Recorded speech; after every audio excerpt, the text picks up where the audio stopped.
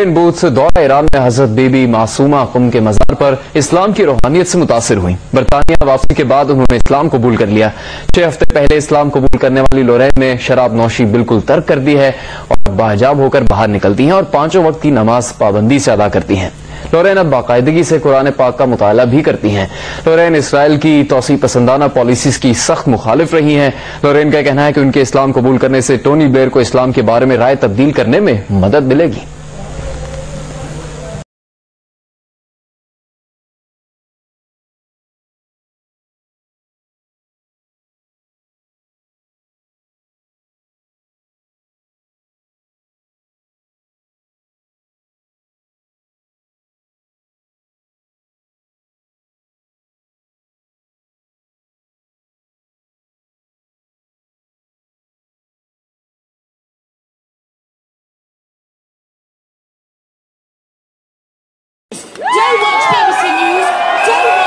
Tony Blair's sister-in-law Lauren Booth has been a prominent friend of Muslims in Britain and abroad for many years.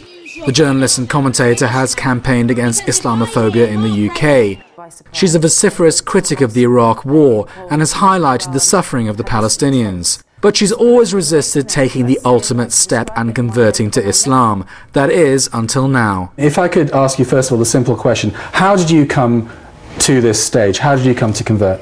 I wasn't looking to convert to Islam, although I've been sympathetic to the people that I've met in the Ummah for the last 5 years. This is a conversion that's taken me by surprise. I went to a mosque in Qom in Iran and had this intense spiritual awakening. That's the only way I can describe it. And when I left the mosque, the feeling hasn't left me, not entirely. And then I knew that I was Muslim anyway, so it was an easy step to convert. Booth decided to become a Muslim in the most public of settings, in front of around 25,000 people during an Islamic conference in London. Her conversion immediately sparked media reaction in the UK, much of it negative. Right-wing commentators accused her of being mad or trying to make a statement in support of political Islam. Your conversion has sparked quite a lot of media interest, some of it reasonable, some of it quite negative. What have you made of that? You know, I think I'm going to realise how much what hatred really is now, because as soon as I read some of the comments that are made, there are two assumptions. One is that all Muslim women are trying to be saved from this evil life that's been given them through Islam and through their evil Islamic husbands. And the second is that wearing a veil is something that women should never have to do. Well, choosing to cover my hair just for modesty reasons and understanding that women are happy in Islam, that's seen as a betrayal. So there's a lot of anger coming towards me. It's thought that thousands of people convert to Islam in the UK every year, many of them women. Islamic leaders say many converts come to the religion because their interest has been aroused by negative coverage of Islam. As for Tony Blair and his wife Booth's sister Cherie, they're staunch Roman Catholics.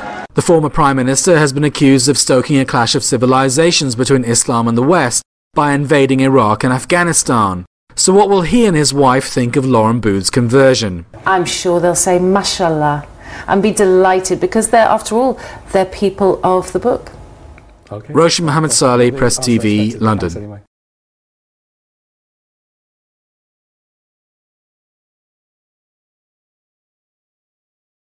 I would like to introduce to you our keynote speaker for the evening. She's a name that you will all have heard.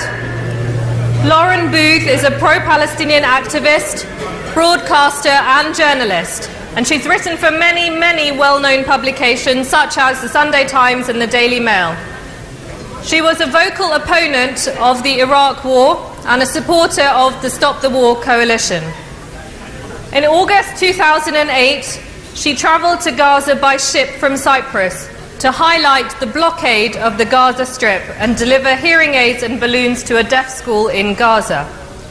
She chose to remain behind in Gaza and was subsequently refused entry into both Israel and Egypt. She said that she believed that by refusing her the right to leave Gaza and return to her home country, Israel and Egypt were in breach of Article 13 of the Universal Declaration of Human Rights, specifically regarding the freedom of movement. Last year, she chose to become Muslim in the holy city of Qom. Please welcome me in joining onto stage our keynote speaker for this evening, Lauren Booth.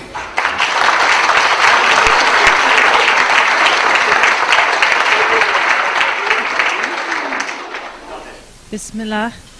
Bismillahirrahmanirrahim. Assalamu alaikum. Again to the Arab people amongst you, Kifa Halek. I don't know how to say that in Iranian. I really should know how to say, how are you doing in Iranian? Anybody? All right. I'll learn it from Press TV.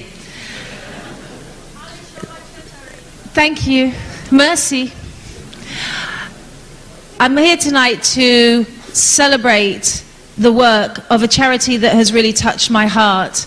And I can see by everybody here who knows, and has probably been here for the 6th year running, you know it much better than I do, but really the work of Ms. Kareem and all of the other patrons and all of the volunteers here tonight deserves our gratitude, because looking after orphans and those who struggle to make ends meet and those with disabilities is something that as Muslims, as human beings, we hold that so much more important than how successful we might be and our own egos.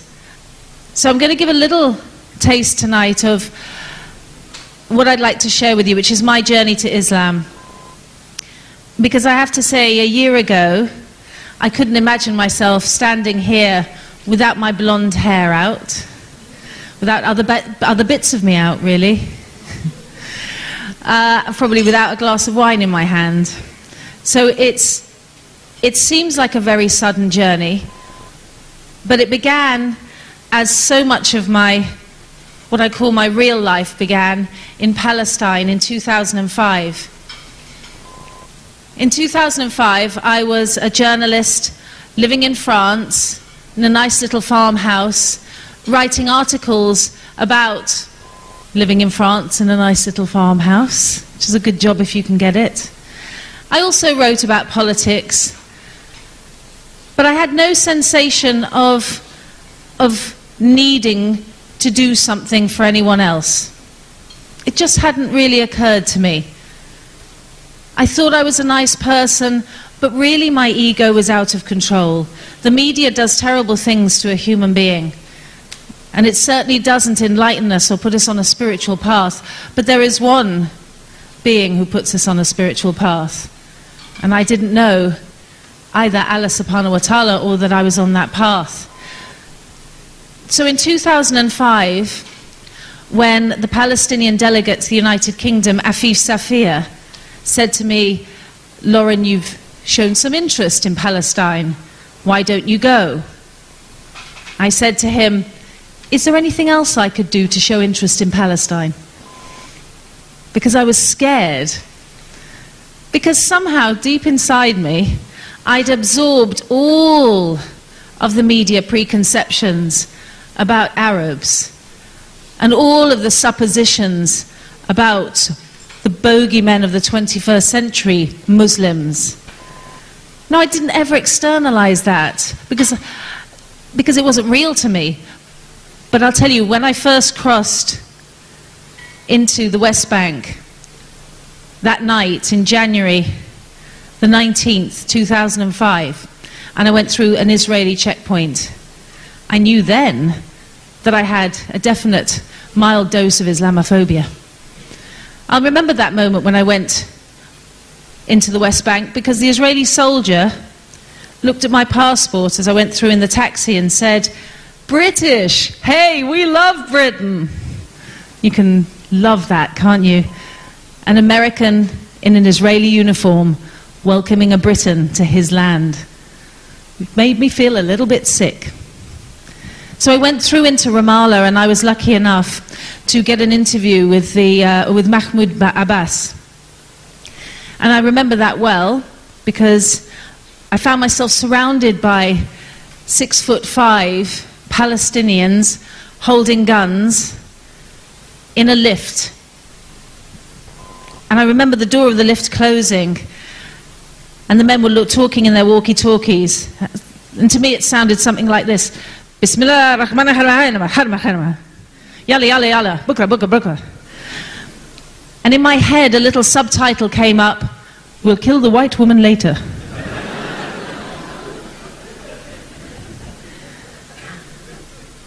And when I looked at the guns, I thought, you know, I've seen this film before and it doesn't go well for the blonde lady. It was really, really deeply ingrained in me that Palestinians were terrorists, that people from other parts of the world who were Muslims were aggressive, that Islam was against me. If I was good, I could not be a Muslim. And Muslims couldn't be good because they couldn't help themselves being bad. Strange to think of that now, standing here. That first trip to Palestine, I went for Eid in Jenin, and I had to travel in a car with a lovely young lady called Natalie. We were going to visit her family. And a journey that should take around 2.5 hours from Ramallah to Jenin took us 7.5 hours. Everywhere along the route, the Israelis had pulled boulders into the road, or had bulldozed the road altogether. We had to go up and down mountains, talk about off-roading, but off-roading in a 25-year-old Volvo is not funny. I actually threw up 3 times. We ended up getting out on a rocky hillside, and I watched with horror men, women and children preparing for their religious festival of joy, carrying bags and dragging suitcases down the hillside to try and find people to give them a lift on the other side. And when we got to Jenin, in the refugee camp, I went for a walk around on my own to see what it was like. And I remember a little boy there, terrible eye problem, all scabbed over, very difficult to look at, and the other one half closed with pus. The sort of treatments that are curable, that the Lady Fatima Trust puts money into. And his eyes were all gummed up, and he pointed a gun at me, a toy gun. And I was standing there going, come on, I'm a visitor, it's okay, it's okay. His eyes were kind of blank. There was trauma there. So I was standing there going, oh, we're playing a game. And suddenly the taxi driver who'd driven me there jumped in front of me and pulled the gun to the ground. It was a real gun. That's how unhappy, how terrorized the children of Jenin were at that point. Then I had the extreme pleasure of going to Gaza in 2008 with the Free Gaza movement. Spending time in the world's biggest concentration camp. I will call it a concentration camp. It's hard to describe it as a pleasure, but I promise you it is. I was there for a month in 2008. I remember visiting a lady's house. Well, really a cement room in a refugee camp. Everybody there greeted me. Assalamu alaikum. How are you? Assalamu alaikum. Cup of tea. People so smiling and so friendly that all of those headlines that called it Hamastan, the Islamic enclave, the terrorist republic of Palestine, they just dissolved. I'd gone into another world, a world where the children grabbed you by the hand and gave you smiles, where the women gave you the clothes off their backs, where they would feed you when they had no food.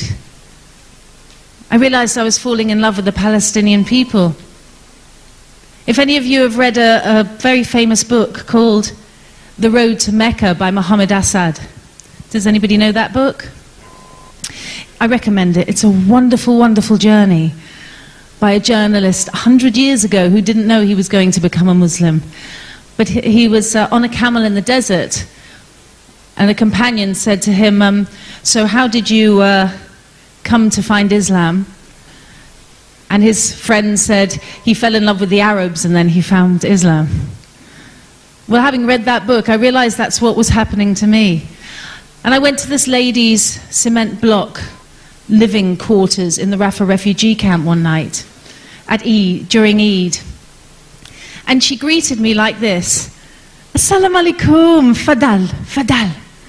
And the smile on her face was so exquisite that I forgot that I was in this fallen down, terrible condition, cement block room with dirty mattresses lined up around the walls where people would sleep that night. I forgot that I was going into a place where the kitchen was not much bigger than this here, where she had 2 little cooking rings where she tried to cook for 9 people, if she had anything to cook. Because she greeted me as if it was the Taj Mahal, her home. And it made me want to smile. But it also made me angry, her smile. Because it was Ramadan. Yeah, it was Ramadan. And I said to her, I don't understand why your God makes you go hungry for a whole month. I just don't understand why, when it's already difficult for life in Gaza, why you should not drink water and why you should not eat during the day. What is your God trying to prove? And this lady in the Gaza refugee camp, she looked at me with a sweet smile in her face and she said, "Sister, we fast in Gaza to remember the poor." I've told that story an awful lot of times now. But it always does something to me inside. Because I felt like a key went into a lock. And a thought came into my head. If this is Islam, I'm in. Because what I saw at that moment was a purity that was love. Sheer love. Not politics, not sectarianism, not schisms, not drones, but sheer love. I didn't know that I was on the road to Mecca myself.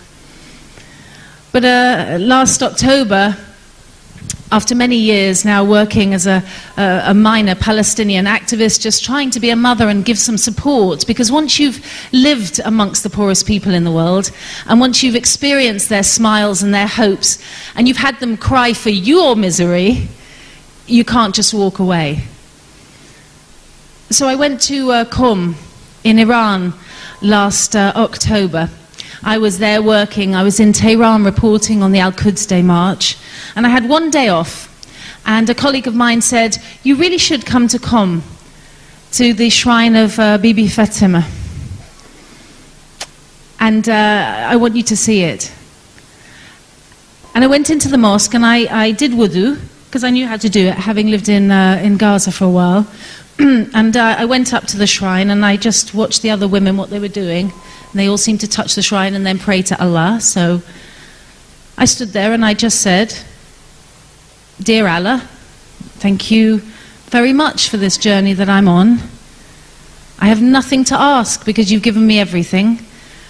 Please bless Palestine." And then I sat down on the floor. And it was very busy. It was a Tuesday night, which is Pilgrim's Night. So, you know, there were children doing cartwheels and women breaking their fast on the floor. It wasn't quiet. But the second I sat down, I was somewhere else. Somewhere I'd never been before in my life. A realm of such absolute peace and tranquility and joy that I knew that above a certain point in our universe, everything's okay. That none of these worries, the things that we have going on in our heads, they don't matter at all. Because above a certain point, everything is okay. There's joy and tranquility. I sat there for a long time and a young woman came over to me. I was in a chador, so you could only see my face. I was very curled up. And she sat opposite me. And she held my hands, and she looked into my eyes, and she said, "I love you. I love you." I'd never seen her before. I just felt at that moment that she was my sister and my daughter, and I was her aunt and her grandmother. I can't really explain the love that went between us, but it was something almost fierce. And then she backed away from me, and she went. And I understood the love that is the Ummah. And they did what 8 and 10-year-olds do. They went to their bedroom and made a list of questions. And then they came up to me and they said, "Here are the questions. When you're a Muslim, will you still be mummy?" That was question 1. And I said, yes, when I'm a Muslim, I will still be mummy. In fact, I suspect I will be an even better mummy. And they gave a little tick. And there's a question number 2. Will you smoke when you're a Muslim? I had to think about that one, because I know a lot of Muslim people smoke. But I thought, this is such a big change. Why not go for the whole thing? Really cleanse yourself out as you're cleansing your spiritual being out. So I said, I won't smoke. And they said, great. And the third question was, when you're a Muslim, will you drink alcohol?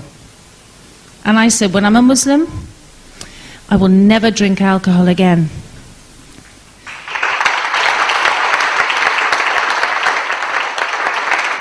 To which my daughters replied rather worryingly, hooray! Make of that what you will. And the final question, just to show you how pure children are, is this. When you're a Muslim, will you wear low-cut tops? I said, what have they been hearing at school about Islam? I said, no, when I'm a Muslim, I will always have this area of my body covered up. And they said, we love Islam.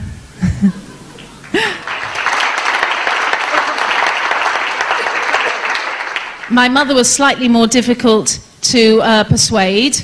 I told her about the experience at Qum, and she was crying, and she said, that's beautiful, to have a spiritual experience with God. You know, that's amazing.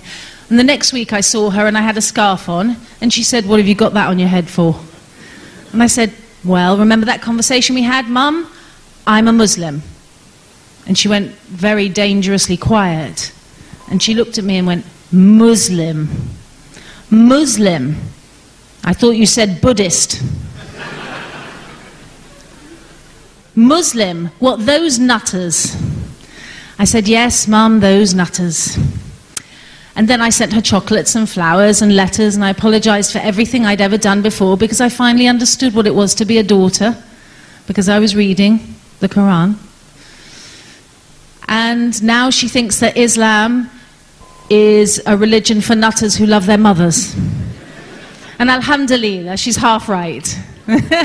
Thank you very much for listening. Please give generously this evening.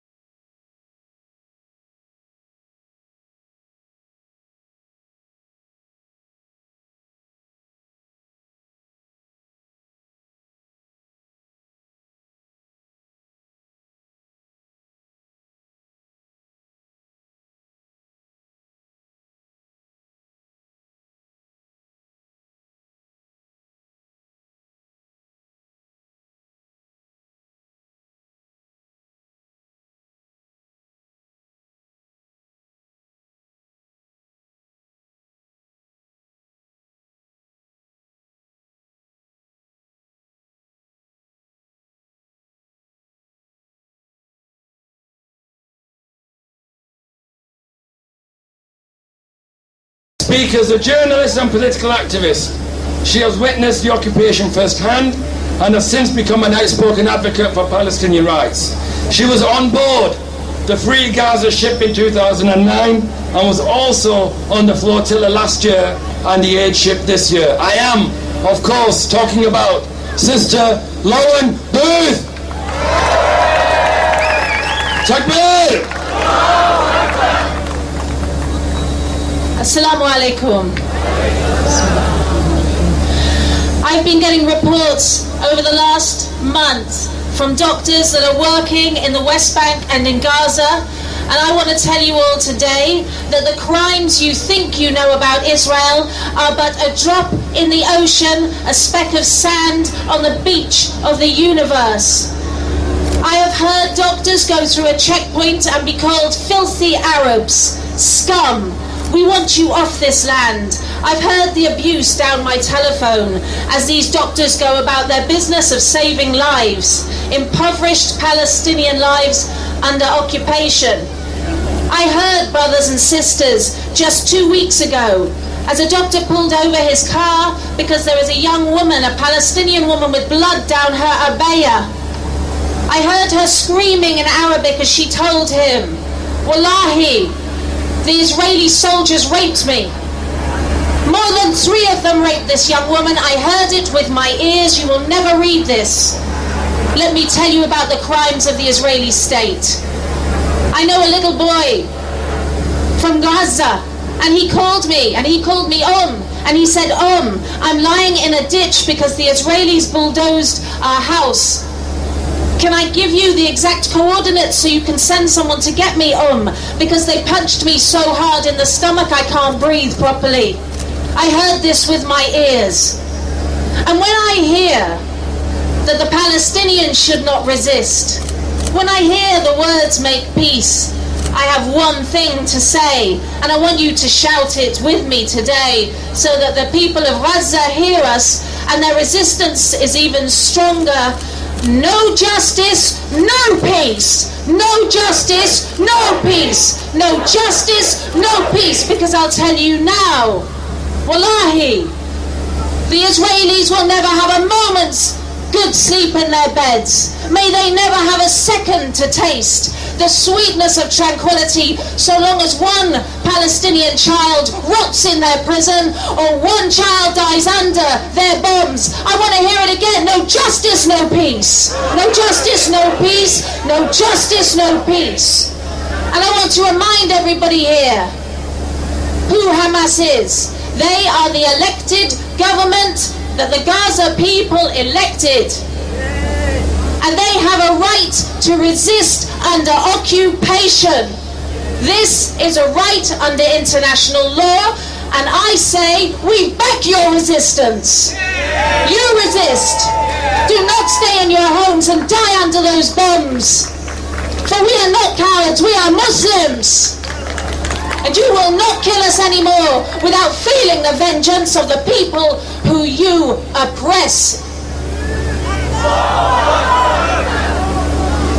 It is time, brothers and sisters, for Al-Quds to be liberated. For Islam, but for the people of the world who wish to pray there to the one God. And we say here today to you, Israel, we see your crimes and we loathe your crimes. And to us, your nation does not exist because it is a criminal injustice against humanity.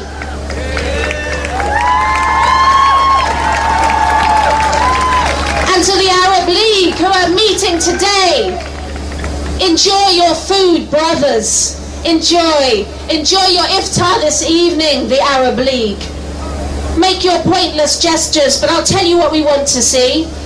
We want to see Lebanon, we want to see Jordan, we want to see Egypt go to the borders and stop this now.